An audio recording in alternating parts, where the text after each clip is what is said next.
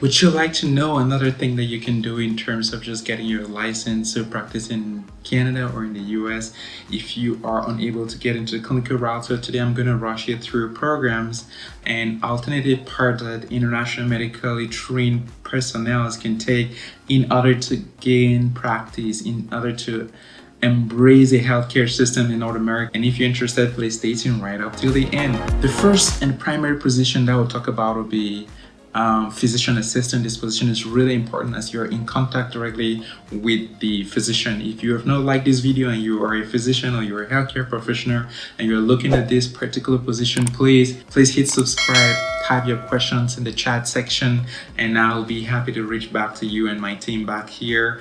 And as I was saying, physician assistants are really important components in the day-to-day running of the hospital. If you are either a physician yourself, or you've had a master's degree or a bachelor's degree and you're looking to work in that hospital setting to pursue further goals, physician assistant is that position, and it is a healthcare professional who works under the supervision of a physician and performs the same tasks such as diagnosing and treating patients, prescribing medications, ordering and interpreting, performing processing tasks, and talking to patients.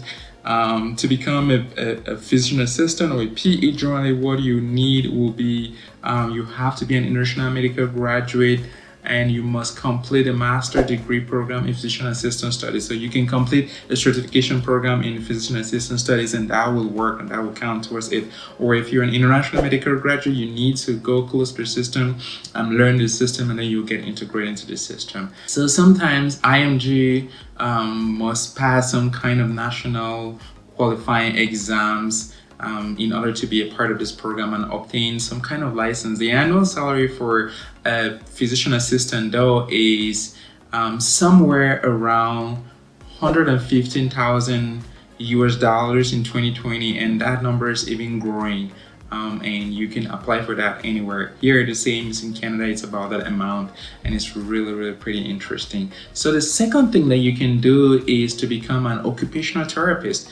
Occupational therapist is really also one fantastic phenomenal position that many people don't know about. You can be an occupational therapist, and this position is for healthcare professionals who help people with physical, mental, or developmental disability to perform daily activities and improve their quality of life. And remember in my other video somewhere right here where I talked about different colleges in Canada where you could go to get this certificate, which will definitely just help you to get permanent resident and then definitely find out work, and you could specialize in this. And occupational therapists can assess, they can plan and implement interventions that address the client needs, goals, and abilities. To become an occupational therapist, international medical graduates, some of them should hold master degree programs in this particular field, which usually takes some time, depending on where you're doing the program. It might be a year. Your salary ranges somewhere from $82,000 a year upward to infinity, depending on how good you are and how you want to specialize and grow in this. Number 3 is speech language therapy. This is really important. There are children who are born with particular language disabilities, and we need people to fix that. So speech language therapy, or SLP, are a group of health professionals who diagnose and treat communications and swallowing disorder in children and adults particularly. So speech language therapy can help people with speech language, voice, fluency, cognition, feeding problems. And to become one of these, you need to just take some extra training, and you could be a good fit for some of these programs. So sometimes in Canada, you need to sit for the Canadian Alliance of Audiology and Speech Language Pathology regulatory exams and obtain a provincial license to practice in particular province. It's not a very difficult thing, but then your annual salary is from $75,000 upward, right up to an infinite value. And in the US is the same. You need to go in for some kind of certification, where after that you're really ready to practice. And there's other positions that we'll talk about, like clinical research coordinator. This is yet again another very exciting and interesting program that you could do. And someone who is a clinical research coordinator, he oversees the day-to-day operations of clinical trials, such as recruiting and screening participants, obtaining informed consent forms. As you know, these are really crucial parts of clinical trials. Collecting and managing data, ensuring compliance with protocol and regulations, and reporting adverse events to the PIs or to the sponsors of the trial. And these people usually will undergo a certificate course. Again, I talked about it in my other video that you want to check out right here.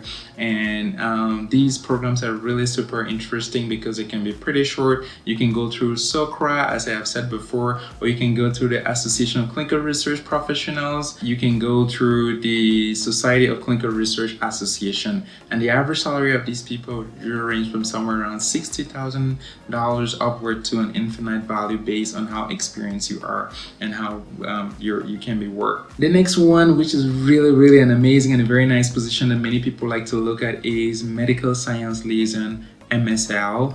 And MSL positions are super cool, really interesting, and I am leaving the links to all these programs in the description, so you want to check it out. And again, please, I would like for you to like this video, to share, and to subscribe, as this will make the channel grow. As I was saying, medical science liaison is a healthcare professional who acts as a bridge between the pharmaceutical industry and the medical community. All right, and so they provide scientific information, education on new drug devices or therapies. Medical science liaisons can also identify and establish relationships with key opinion leaders like KOLs, and they can conduct some kind of market research to make sure that they have data to provide to the sponsor, and they can support clinical trials and become medical science liaison. And they can support clinical trials. Medical doctors are generally more than qualified to be medical science liaisons, and they need to have excellent communication skills and presentation interpersonal skills. The average annual salary of someone in this position will be over $130,000 US dollars, and in Canada is over 110 Canadian dollars as of 2009 data. And also we have another position called the medical writer. Medical writer position is really also a really exciting one. And if you want to be a medical writer, you will be a healthcare professional who write edits and reviews medical related stuff, scientific stuff.